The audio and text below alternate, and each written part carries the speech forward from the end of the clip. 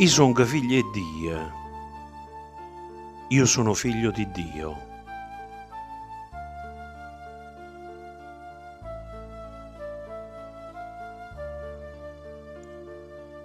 Io sono figlio di Dio e questa non è vanità.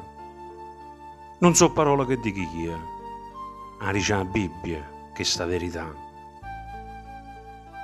Forse pensa che questa è presunzione e che la promessa di Dio è falsità. Fa come vuoi, io non voglio fare questione. Per me questa è una grande realtà. Come? Vuoi sapere come sono diventato figlio di Dio? Perché pure tu lo vuoi diventare? Vabbè, se mi sento da aiutare a capire quello che Dio ti dice fa. Per diventare figlio del Signore, a uno ogni peccato è confessato. Se sta cosa la fai con tutto il cuore, Dio è già pronto per te perdonare.